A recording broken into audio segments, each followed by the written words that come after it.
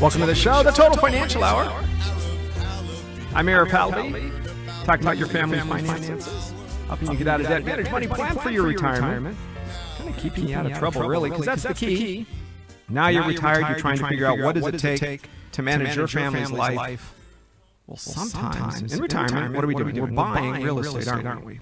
And we're doing it in a way in which we say, well, maybe we've already owned it most of our life. Maybe it's something new. Maybe it's part of the 5, 6, 7 income strategies. Because one of the things that you and your family talk about every day is multiple sources of income, or at least it should be. Because part of what you're doing is you have a huge issue with saying, okay, I am ready to retire.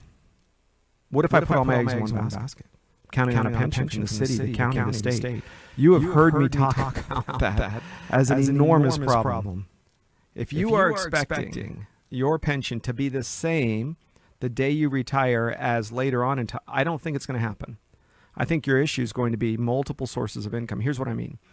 Okay, it's nice. Your pension will be there. But the issue is going to be on the other side of it. I like to think 75%. That's it. Count the number, 75%. You get 2, 3, 4 sources of income. The pension from a company or city, county, state entity, count on 75% of it coming. If you budget for it, you live on it, life is good. But if you don't, and you're spending every dollar that you make coming through that source, and something changes, you're going to have a problem. Now, I bring this up because if you remember last week's show, we had a great conversation with Dennis Block, eviction attorney, probably one of the top eviction attorneys in the country, certainly here in the state. He represents you, the landlord. And he says, listen, there are some rules or some things you need to know. And we beat that up pretty good and heard back from a lot of you, and I appreciate that. So this time, we asked him to come back. And we did for a couple of reasons. Because one, I want to get some, as you always heard me say, tips and tricks and ways for you to help yourself manage your real estate so that it can be a viable source of income, specifically here in California. Let me give you the number if you'd like to talk to Dennis directly. It's 888-99-RETIRE, 888-997-3847. That's 8899-RETIRE. Dennis Block, his website, grab a pen, www, of course. You're grabbing your pen. You got it? Evict123.com. Evict123.com. Welcome back to the show, Dennis. How are you? Hey, great to be back today. Well, listen, one of the exciting things to have you on with me is to figure out one of the tips and tricks of people that say, and I just met with a couple this week, and they said, Arif, we loved your show, but we are still going to own real estate in California. I have to be able to drive to it in 2 hours. It's always funny to me because people have these little, and listen, you make it up and it's up to you and you can live it. Some say I have to be able to fly to it in 2 hours. Some say I have to drive to it within a day. It has to be a 4-hour drive, a 2-hour drive, has to be in the county. Everybody has their own set of rules, so I get it. But there are a lot of folks this week that came to me and said, Arif, we're still going to buy in California. Or I've had a piece of property in our family. It's a duplex. It's a rental property. How do I still own it and not get in trouble financially if my tenant goes sideways? Or worse, the laws change. What do we do? How do we keep in mind to make sure we're protected? Well, if we're going to first start with the issue of general income coming in from rents, and now all of a sudden you have a tenant that is not paying, I see in my practice at least once a month, where a landlord will wait over 1 year before starting a legal action. It doesn't even surprise me anymore. Why? What's their they just They're feel bad either to hear afraid the to go story? forward with it. They're listening to story after story after story from their tenant, and they just allow this to go on. I'm telling you, at least once a month, and we do hundreds of eviction cases, but at least once a month, we'll see somebody wait more than 1 year before they take legal action. And of course, the media always makes landlords out as the bad guys and the Simon Legrees and throwing people out. But the truth is that most landlords really don't want to take legal action. However, when you have income property, the purpose of having income property, and this is going to be a shocker, is to make income. Yeah, right. That's what it's all about. So again, and I said this on the last show, if you want to be charitable to your children, your family, close friends, and the City of Hope. That's it. Otherwise, if you own income property, ladies and gentlemen, what you need to do is treat it like a business, because that's what it is. If you have a tenant who is not paying rent, I would say the most you're going to wait is about 10 days. If your rent is not paid within a 10-day period from when it's due, what the next step you should do is to serve on that tenant a notice to pay rent or quit. That's a 3-day notice. It gives the tenant 3 days to pay you or to vacate the premises. Those forms, of course, are available on my website. But once you serve that notice, if the tenant doesn't comply within the 3 days, the landlord is duty bound to then do something. Well, think of it like this, guys. If you own a grocery store and you're out there, and would you deal with somebody coming in every day, 7 days a week, 365 days a year, stealing? Listen, they're only going to, let's say your rents, let's keep it simple, are $1,000 a month. Would you deal with somebody coming in and they're stealing, I don't know, maybe $40, $35 worth of stuff from your grocery store, from your liquor store? You own a gas station. You let them, every day you can come and get $40 worth of gas. You wouldn't allow that. And yet we're doing that by allowing them to stay in the house. And now imagine you have rents that are $2,000 a month or $3,000, right? You can do the math, folks. But it goes worse, because it's not like you serve a 3-day notice, you contact a law firm to do an eviction, and the tenant is out in 2 days. Yeah, it's still a process. The tenant gets to continue to steal from you. So, for example, you're right. If somebody is caught stealing something from a store and they're arrested or a legal action is filed, does that mean that that same person can come back the next day, steal more, the next day and steal more? But that's what's happening with the state of affairs dealing with landlord-tenant issues. So that tenant is then in the house, $2,000 a month. You waited and you served a 3-day notice on the 10th of the month, and then you immediately commenced the eviction. An eviction case doesn't take 5 days. In fact, in most cases, we quote anywhere about 4 to 6 weeks if they don't fight us, and 8 to 10 weeks if they do. And if they do get an attorney, as we were talking about on the last show, and these attorneys are now free in LA City, then they'll ask for jury trials, and these cases can proceed for months. So the trick for landlords is, if you have income property, treat it like the business that it is. Make sure that you immediately commence an eviction if somebody's not paying rent. That's the basis. Now, before I rent to somebody, my goal is to make sure they're a quality person. What is a good set of ideas? If I'm sitting down and I'm saying, okay, I may or may not want to rent to you, but here's a list of a checklist that I can be sure that I'm getting a good tenant in the house. Well, even prior to submitting an application for the tenant to fill out, I would question the tenant whether, in fact, why does he want to move here? How many people are going to move in? Do you have any pets? And ask these kinds of questions so that you're already setting yourself up as to the type of person who's going to be moving into your unit. When you have a tenant who will move into your unit and then immediately stop paying rent, your losses are going to be severe. So you must make sure that, number one, go through these questions, then have the tenant fill out an application. We have landlords who do that. They fill out the application and they go, okay, this is fine, but they don't check it. They don't call their previous employer. They don't call their previous landlord. They don't run a credit check, which of course you must do, to see what kind of credit that there is. One insidious thing that the state started was that you used to be able to run an eviction check to see if, in fact, this person had ever been evicted before. I don't know about you, but if I knew a person had been evicted before, I personally wouldn't want to rent to them. Sure. So you would be able to do that, but then the law changed. Our wonderful Governor Brown on our state legislature stated that if you're the subject of an eviction case, that case is hidden for the first 60 days. So if you file, no one knows, even though court proceedings are supposed to be open to the public, this is hidden for the first 60 days. Then the law changed. So if a guy was going to move out quickly and he did it within the first 60 days, you wouldn't know because it wouldn't be on his record. But then the law changed. If, in fact, at the end of the 60-day period, the landlord doesn't have a judgment already, then the record is sealed for eternity. So let's pretend. Wow. Let's pretend the tenant gets an attorney to delay the proceedings. Yeah, I was just going to say, so you're boxed in a corner because the jury trial, once they select that, now that takes forever. Exactly. So now you're at the 61st day, and by our wonderful state legislature and our wonderful Governor Brown, these records are hidden. So while I do recommend that you definitely get a credit check, of course, and you definitely get an eviction check, which you can get through like the Apartment Owners Association, what you need to do is take it with a grain of salt. That guy might have been evicted 12 times. I've evicted the same person 12 times without question. But you got to rely more now on the credit report. I recommend now that on that credit report that you have at least a 650 score before you lease to these people. Does an eviction reduce your credit score? So can we yes. kind of in a roundabout way find out that their credit score is in the tank? Well, there must be a reason for it. Right. It certainly can reduce your credit score because there's going to be a judgment against you. But in a lot of cases, the judgment first comes out as a judgment for possession.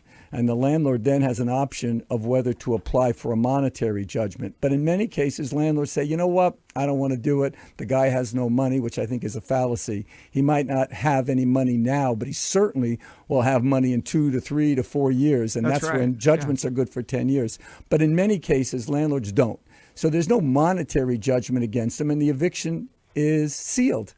So it's really a reverse engineering that landlords have so much difficulty trying to select the good tenant. You've got to really rely on that credit report. So our objective as a firm, Total Financial Solutions, we have a job to do, and that is to protect your monthly income. In other words, we're never going to make you rich. I think any financial professional who says, give me your retirement account, your 401k, your IRA, and we're going to make you wealthy, you'd always ask them to look in the mirror and say, why is this guy still working then? His mother and father should be living very well if he still has them, and certainly if he was going to have that kind of power. So we question it. I say, listen, our job is to keep you from being broke.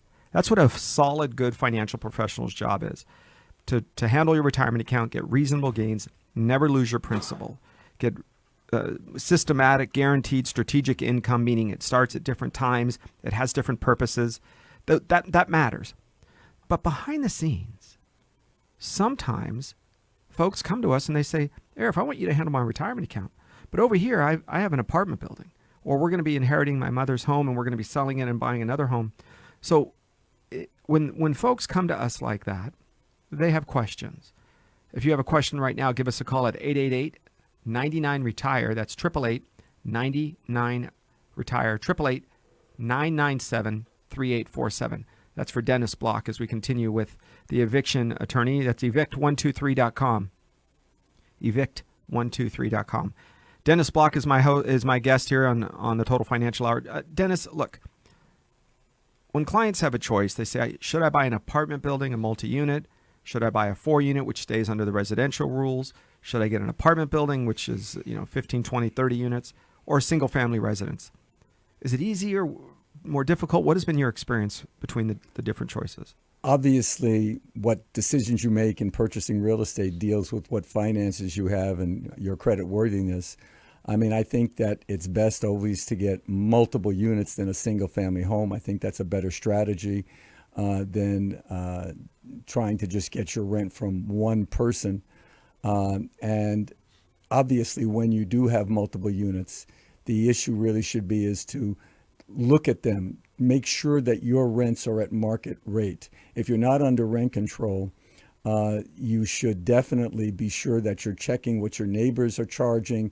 Check Craigslist. There's actually a website which I recommend called Rentometer. That's RENTOMETER.com. You can actually punch in your property address, how many bedrooms it is, that it's an apartment house. They'll do an immediate criteria and search with other apartments in the area and be able to tell you what your apartment's worth.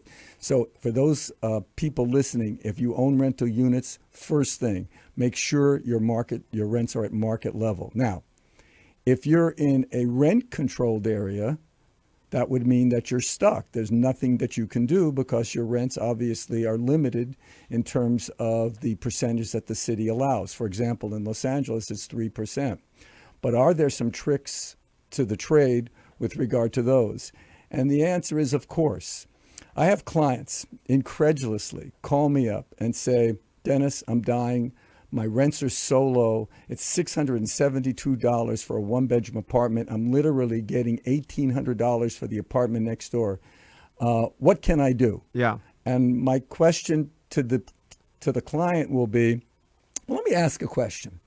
Are there any rents owed by this tenant? He goes, oh, sure, he hasn't paid rents for 3 months. And you want to knock yourself in the head. Right. If you can evict a tenant, especially the guy who's paying $600, get him out ASAP. If you can evict a tenant, then you have the right to raise the rent to market level, even in rent control land. That might change with our new ballot, Proposition 10, the Affordable Housing Act, the deceptive Affordable Housing Act. But right now, if you have a ground to evict a tenant where the rent is low, you should take it up on that. For example, let's pretend this person brought in an extra person.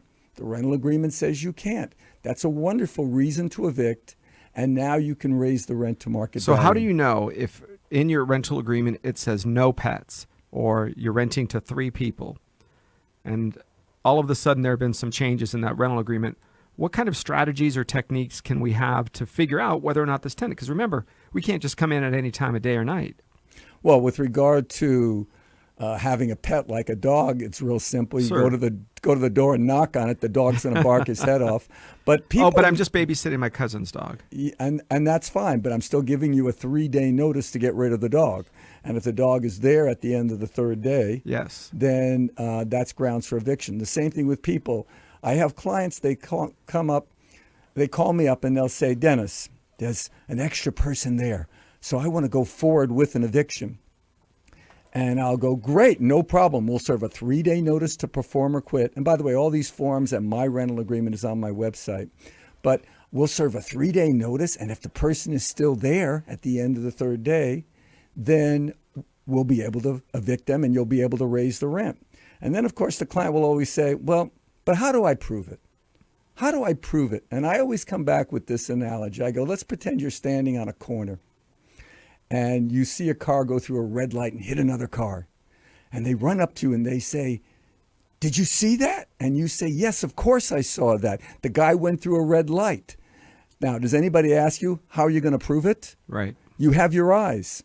So in that situation, if you can tell that, hey, I see the guy coming and going. I see him using a key to get into his unit. I see him in the morning. I see him in the evening. He drives a yellow Camaro. I see the yellow Camaro is right outside. By the way, ladies and gentlemen, anybody listening, including everybody in this room, I know where your cars are. Your cars are right outside. Wherever you are, your car is. That's right. And if you can determine that this stranger, what car the stranger is driving, then you can determine that, in fact, he's living there. These are wonderful strategies for breaking the lease, and now you have a vacant unit, which now you can raise to market level. And that's key, folks, because part of your retirement strategy is keeping up with inflation, keeping up with property taxes. You understand that it's never going to go down. They're never going to say, well, property taxes, hey, we want to thank you. There is just so much money up here in Sacramento. And if you for a minute believe the BS, if you will, that the governor of California, Governor Brown, has said, we have a budget surplus. He is either, and this is with all due respect, and it's a Sunday and I'm trying to be respectful. He is either lying directly, meaning he knows it's not true, or he is incompetent. Now, I'm not one to say, listen, somebody may have Alzheimer's or they don't, or they're incompetent, but he's not a dummy, right? He's not a dummy. He's a political savvy individual. And Kevin De Leon and all of his ilk up there in Sacramento, they understand, folks. Just like your financial advisor knows that you do not read the fine print in your prospectus. They know you do not understand your variable annuity. They know you have no clue what kind of fees you're paying. And when they tell you it's $35 a year, you go, oh, uh-huh. Would you work for $35 a year? So you understand that there are groups of people out there that know they're not telling you the truth. So why I bring this up is very clear. Because Governor Brown's focus is for you to think, because he got a cash advance on his credit card, deposited it in his savings account and says, look at how much money is in my bank account. See, California, You guys, look over here. Don't pay attention to the right hand. Just look at the left hand. They will never reduce property taxes. They will never reduce the car registration tax. They will never reduce or eliminate the sales tax or income tax until you get them out. And they've built in such a depth of expenses. You heard me talk about a year ago is the latest I have. I doubt that it's much different. But we had an inside report of about 3,000 extra Caltrans workers. In other words, the jobs were duplicated. The jobs were either eliminated or irrelevant, but 3,000 of them could have been let go, reassigned, given a furlough, doing all sorts of things, and have zero impact in the state. It went all the way up through committees. When it got to the Democrat leadership, they said, you understand these are union votes? So we're not going to support this. They go, but it would save the state billions of dollars. Sorry. So they do not care about you. And if you are a landlord, if you are a rich guy, right, as they say, the 1%, there is no difference in class warfare. You have to protect yourself. Using somebody like Dennis Block is key, guys. Dennis Block, evict123.com, evict123.com. Dennis, we talked about the differences between maybe buying an apartment building versus a single-family residence. I've always looked at multiple family units as, if I have a fourplex, for example, and one person doesn't pay, well, that's only 25% of my rent. I still have something that's keeping me afloat. It's like having 4 engines on a jumbo jet. It gives you a little bit of an extra cushion, if you will. But when you start crossing over 4 units, you get to 5, 6, 7. You now, in order to get a loan, if you need a loan, you're under the commercial. Is there a difference in laws and rules between a 15-unit apartment and a 4-unit fourplex? Not really. When you get to 16 or more units, the law does require that you have a resident manager on the property, which obviously is going to affect your income.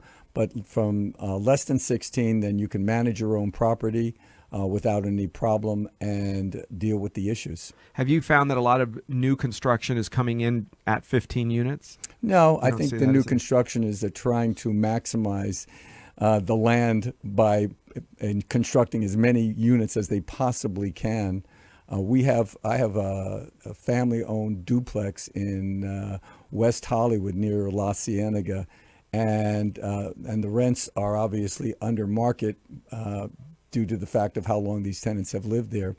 We just got an offer on this for $3 million, a duplex near Melrose. And the rents don't substantiate that one bit. Not at all. And the only reason is that they want to tear it down and build like what's going on that same block. Yes.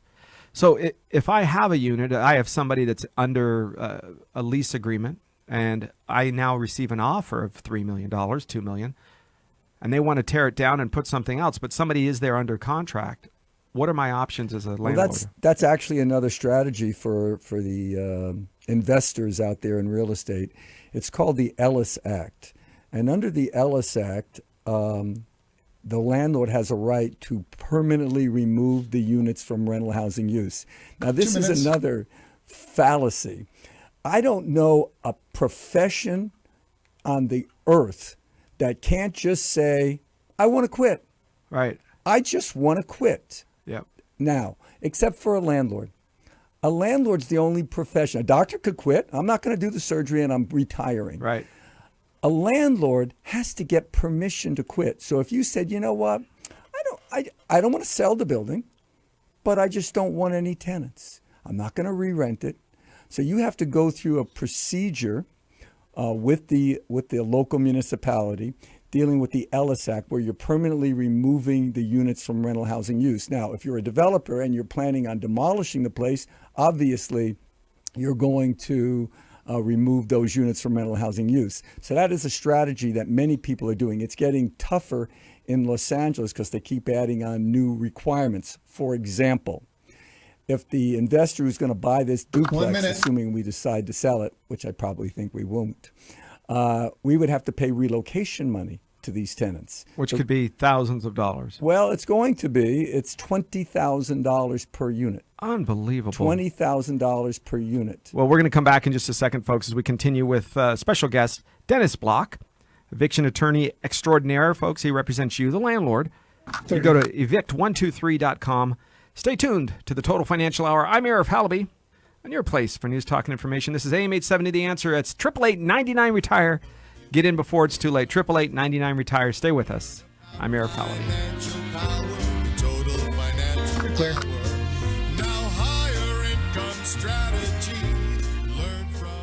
It's news in Southern California.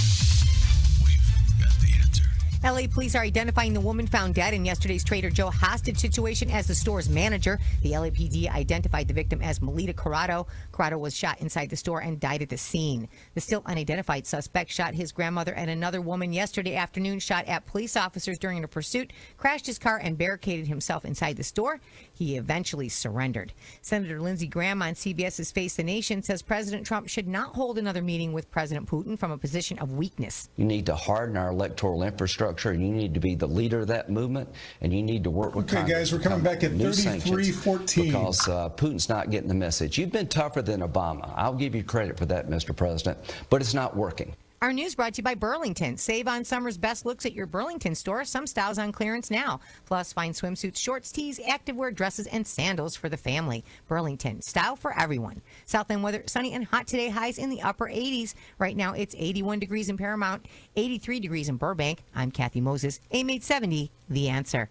Message and data rates may apply. Individual results may vary. See website for details. But hey, I'm buying a huge flat screen TV so I can finally see it without my glasses. Why not just get LASIK at the LASIK Vision Institute? That's what I'm doing.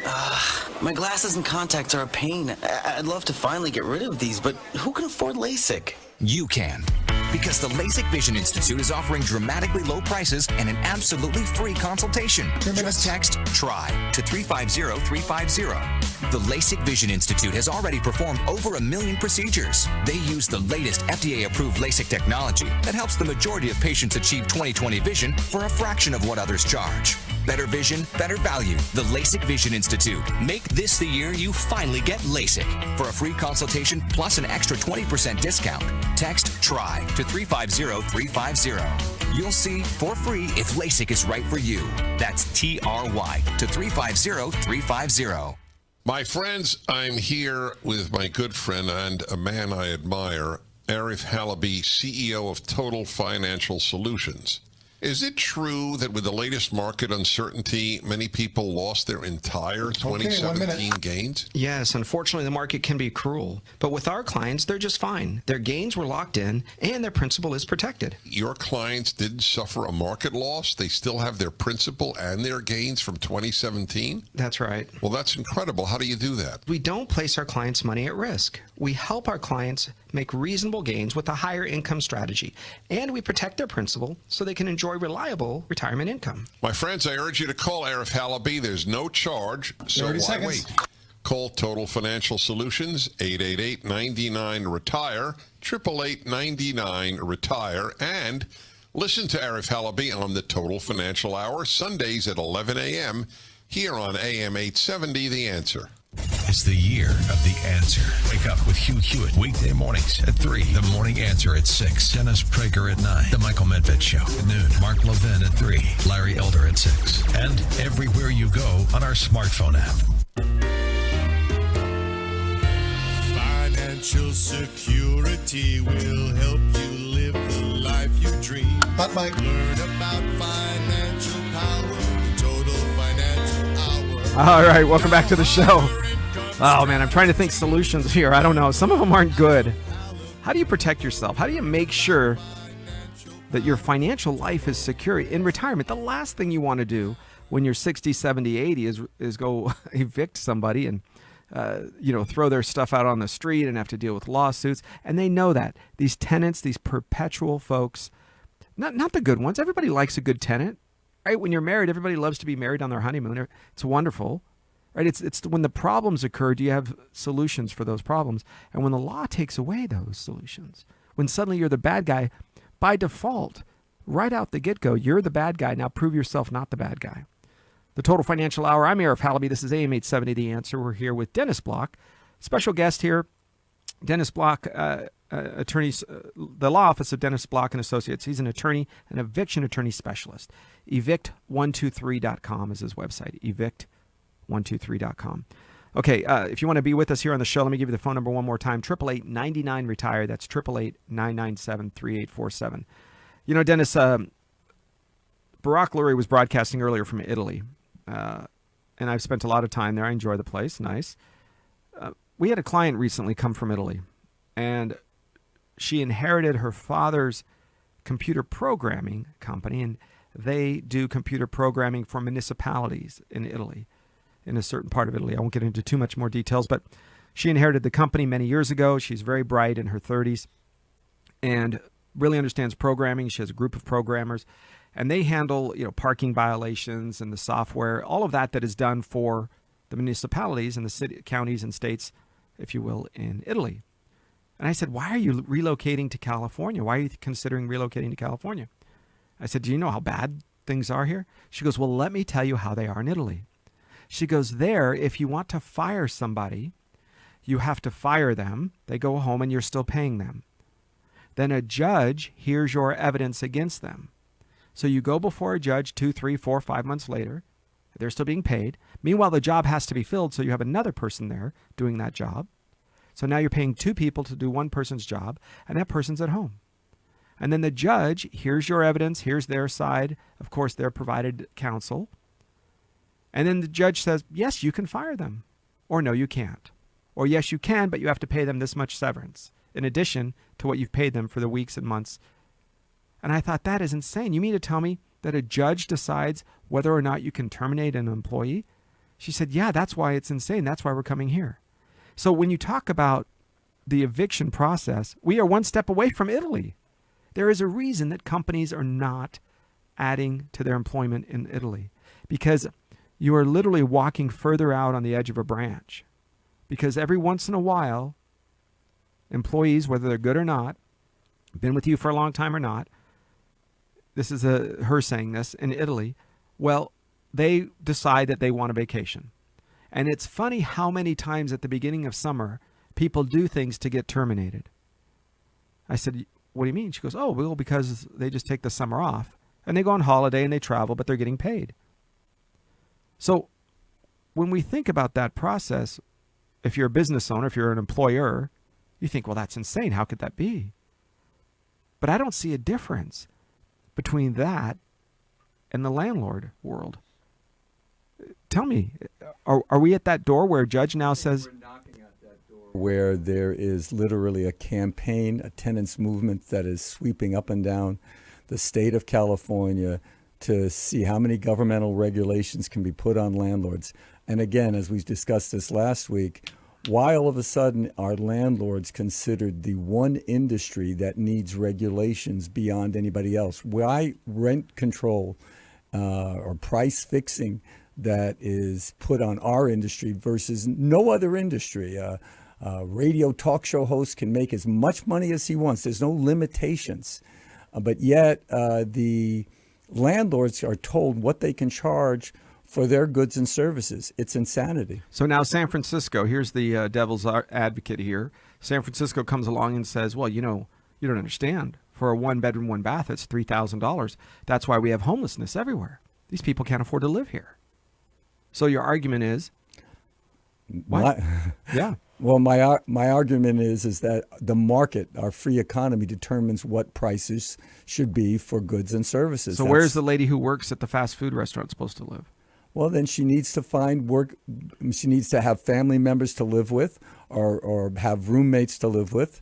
And obviously, you're not going to live in the best of areas. But that's just the way it is. Or you commute. That's why there's public transportation. You commute from the outlying areas where the bedroom communities are specifically designed to be bedroom communities. That's why. Right, but it's not our job to figure out everyone else's problems. It's our job to figure out our own problems. We need to take care of our own family. We need to be concerned about our own lives, as opposed to having government step in and saying that we need to concern ourselves with every single aspect of a person's life. Well, Dennis, this I don't have family. My family's not here. I moved from Iowa. I'm new to the area. I'm scared. What can I do? And the answer in that situation is there are social services that should be able to protect certain people under certain circumstances. But as we discussed with regard to rent control is not meted out based on need. It's given to everybody, whether you need it or not. The person who has a Santa Monica That's what's apartment, insane to me. the person who has a Santa Monica apartment that he had for 30 years and it's $672 and he can walk to the beach and he's protected. And that guy also owns $1 million mansion in Brentwood. That's right. But he can keep both because he's a protected tenant. So it doesn't matter where you have rent control is a device for anybody. It has nothing to do with the need. And also, as we discussed, it's one person supporting another person, that the landlord is donating his money to this one person. At least with social welfare, it's spread between the entire populace of voters. So we always try to understand the other side, the enemy, right? Sun Tzu will tell you about this. Try to think how they're thinking. Of course, you guys know I'm summarizing. Think what Sun Tzu, what he said. What does the enemy, what is the other side thinking so that I can undo it or combat it?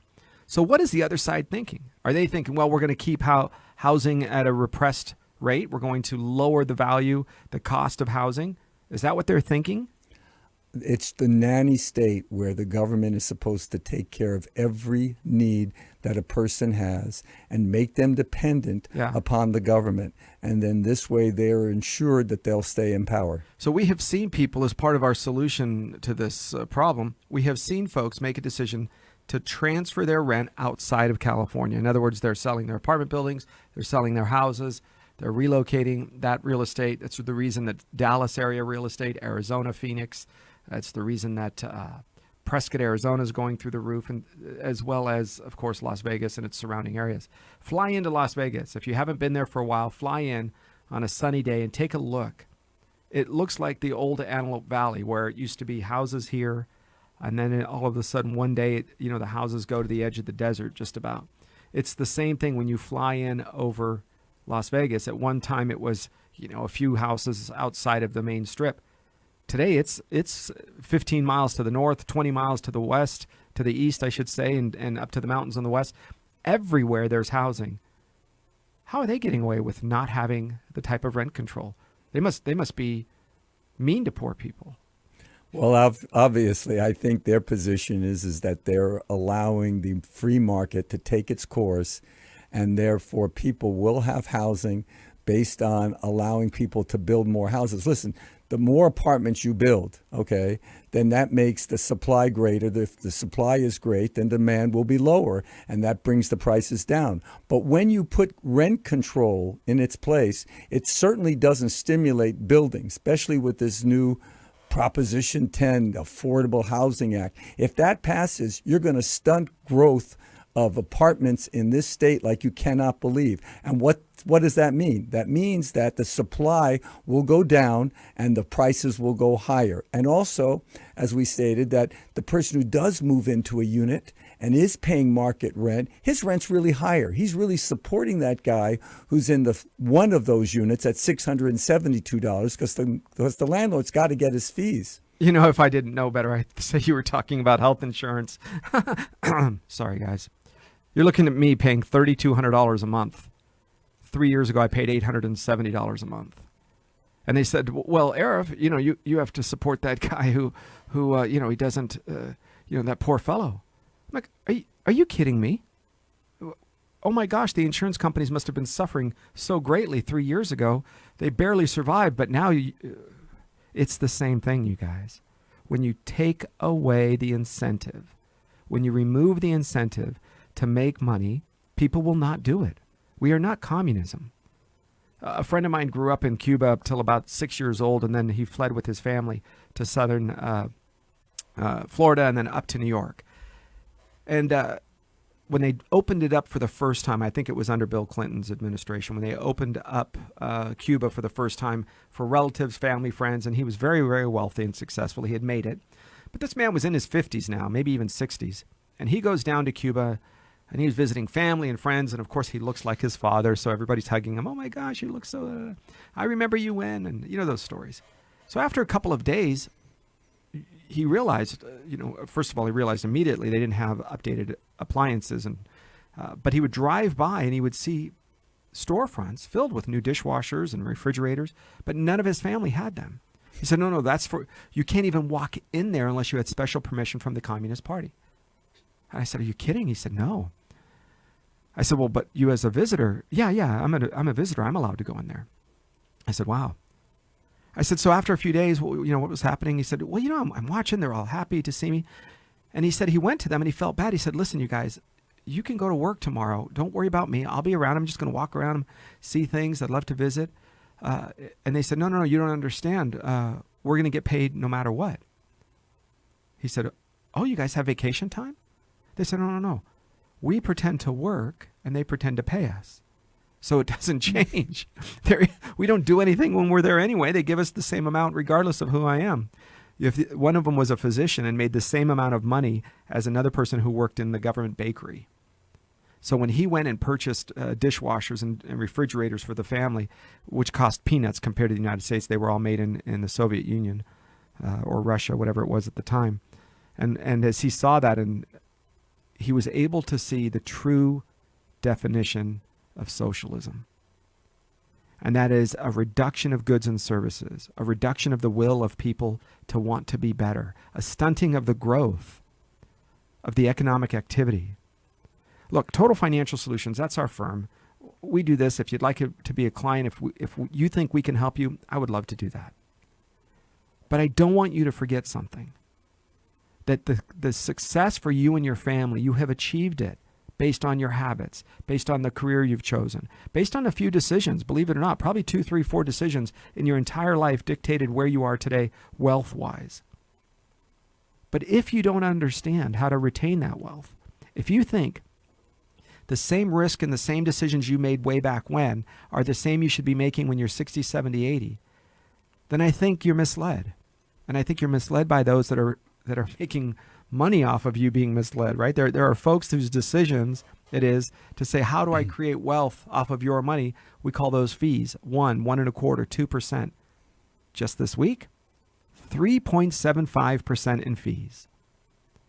Now you might say, oh my gosh, Arif, that's ridiculous. She had a little over $100,000 in her account and was paying $320 a month in fees. Now she was pulling $500 a month out to live because the broker said, oh, if you pull 5%, you could live nicely. Okay, well, that's not bad formula. I mean, it's a little high, a little low. Based on your age, it's okay. But she wasn't pulling 5%. She was pulling 5 plus the 3. So how quickly is her money going to disappear when she's really withdrawing 8%? What would you say? Maybe 15 years? Maybe 12 if you're lucky? So be very careful. Real estate is a part of that. But don't get scammed. You need to talk to somebody like Dennis Block. Dennis, let's finish up with a couple of nice little tips for folks. Number one, you have a phone number that we can reach out to you. Sure, it's 1-800-77-EVICT. That's EVICT. And with one of the strategies and tips, so you are a landlord. You're under rent control. Your rents are low. You understand that, in fact, if the tenant was doing something wrong, that you would immediately commence an eviction case, vacate the unit, and raise the rents. But what if the person is not doing anything wrong? Is there anything that you could conceivably do to boost the income? Now, you can't make a side deal with this tenant. That would be illegal. Even if he agreed to pay more money, that's terrible strategy. But there is something that a lot of my clients do. It at first blush seems crazy, but if you think about it, it's really a very smart strategy, and that is you pay them to move. As we call them, cash for keys, or we prepare an agreement called a voluntary vacate agreement. And the process is like this. Let's pretend you have a unit where the unit is $700. You could easily get $1,700. So you're looking at $1,000 loss per month that you could be making. Would it be a smart strategy to walk over to this tenant and say, hi, I'm willing to give you $20,000 to move? Now, at first blush, you would think Jesus, that's insanity. But let's do the math. If you evict this tenant and you pay $20,000, you have your return of investment back in 20 months. And then from that point on, you have $1,000 a month for the rest of your life. Now, if someone walked up to you, Arif, and said to you, hey, I got a deal for you. You give me $20,000 and I'll give you a return, guaranteed, $1,000 a month for the rest of your life. You would take that deal in a second. All day long. All day long. Well, I don't have that deal. But so many landlords out there have that deal. Now, if you're going to evict somebody or do a voluntary vacate agreement with somebody and you're going to get an extra $300, that's a whole nother story. Right, that's a small number. And you have to adjust accordingly. But I have had clients give $20,000, $40,000. The most we've given, it didn't make sense to me, but I have a very shrewd investor client. He gave $70,000 for a tenant to move. And of course, the other side of the coin is if I tend to buy and hold for my properties, just my style. But a lot of people will sell a property, and do a 1031 exchange, et cetera. But think about the value of the building. If you can raise one apartment $1,000 and buildings are going for 18, 19 times gross. That's right. You've increased the value of that building by hundreds of thousands of dollars by that one tact. You're right. So that's also a very important strategy, is to do a voluntary vacate agreement. Of course, that's what we do in our office. So part of the strategy, guys, is for you to look and see, does it make sense? Now, the clients have to come up, the landlords have to come up with $20,000, whether it's from their savings. They've got to come up with the cash. So you've got to do the math on this. But here's what I'm finding, at least the last few weeks. A lot of folks, they owe almost nothing. $100,000, $200,000 on a $2 million building. It's worth so much greater compared to what they owe on it. A 1031 exchange is a good possibility. But part of that, let's explain that to them. What do they have to do in order to exchange that building? Many of those folks, if you're down that low in cost basis, you're probably just about run out of depreciation anyway. Exactly. So what is a strategy? What is the that strategy exchange? obviously is that you're going to find a building of equal or higher value, and then you'll have 60 days to basically purchase that building and do the exchange, where it will not be considered a taxable event. So you're just basically moving money from one building to another. But generally, the way the investors are doing it, they're moving from a smaller building to a bigger building to a bigger building. And that's the way wealth is created for many people. It's the game of Monopoly, if you've ever seen that game. And of course, one of my favorite games, the Rich Dad, Poor Dad game. Consider that. It's one of the Rich Dad, Poor Dad is basically one of the concepts that changed my life. If you know my story from the 1990s, it made a huge difference in my life. When we talk about commercial real estate, something like a 50, 60 unit apartment, maybe greater. We have clients in West LA. And they're considering now turning it into condos. That's one of those, in other words, they're not going to tear it down. They got to make some changes, of course, do a few upgrades, whatever the differences might be. Have you seen that happen? And is that a strategy that a lot of folks are doing to get out of these? It is. Most of the ones we're seeing are where they're going to demolish the building as opposed to convert. It was a lot. It happened much more in the 90s, sure. in the beginning of the year 2000. But now people are just tearing down. You can convert, but again, you're still going to be having to pay for each unit relocation money, anywhere from $10,000 to $20,000 per unit, depending on whether the tenant has children or is over 62 years of age, or based on income level. So, but the strategy now for the investors is to find yourself a property that would support much more units, tearing it down and building. And that's going up as well as reduction of square footage. Going up, reduction of square footage, subterranean parking, so you have it all together.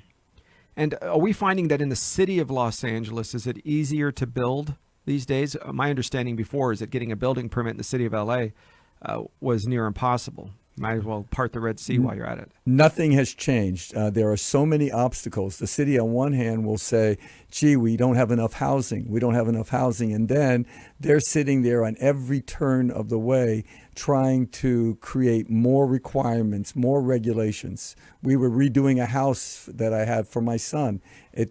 I cannot tell you the amount of things the building inspectors were requiring from having hookups for an electric car in my garage for no particular reason. We don't own an electric car, yet we have to have a hookup in the garage because we were redoing this. Are you serious? I'm serious. And they also wanted electrical connections. You have to have 220 volt for an electric car. Sure. They also wanted electrical connections for solar panels on the roof, or the way that the wiring, so that we could put solar panels on the roof, even though we weren't putting solar panels on the roof. Folks, stay tuned for next week. We're going to get into some of the scams and frauds of solar panels and recycling. Now, I know that you're going, some of you, especially some of you staunch conservatives, yeah, but I love solar panels. Do you have any idea the toxic waste that comes from those, which to this day has zero solution? Meaning the amount of toxic waste created by the solar panels far outweighs the benefit of electricity. So please pay attention to next week's show, because we're going to get into some of the scams and ideas of recycling, and how it takes more energy to recycle than it does, and how we actually have, and this is old data, meaning I think it's greater today, about 500 years worth of landfill space before we ever have to have any kind of strong solution down the road of recycling. I'm not saying we don't recycle still, right? But you need to understand the facts. Get away from the hype. And we're seeing how that hype and the amazing marketing and tricks, 2 minutes, the tricks that you find deep in the world of some of these politicians, and where it lands itself is in the remodeling of your house. And all of a sudden you're stuck having to follow down some path of whether it's some global warming, right? I remember, in fact, I have in my office a framed picture from Newsweek in the 1970s. It said, global cooling, the new ice age. And it cited facts and figures and statistics. It had pictures and drawings, said every scientist believes global cooling.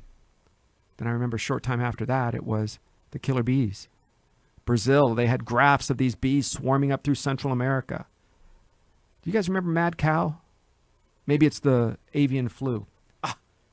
It has to be, it's just me, it has to be that these things we must have cured. Or is it just the liberal media's hype?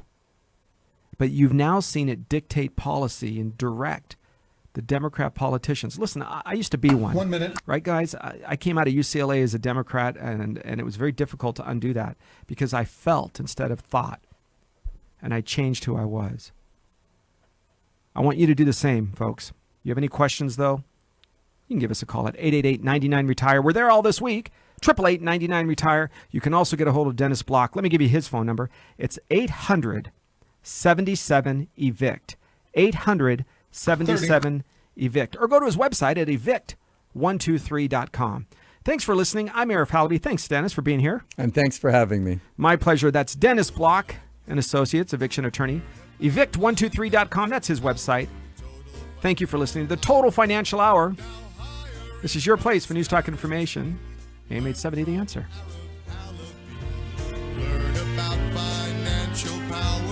You're clear. Good show, and talk to you guys next week.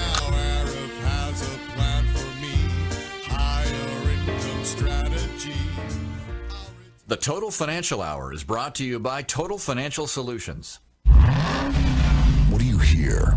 Most people just hear an engine. We hear a 6.2-liter Hemi V8 with a supercharger that accelerates so fast, it'll suck the air out of your lungs and knock you back in your seat like you're an astronaut in a rocket ship hurtling through the stratosphere. But then again, we're not most people. We're the Brotherhood of Muscle. Dodge. Domestic, not domesticated. Dodge is a registered trademark of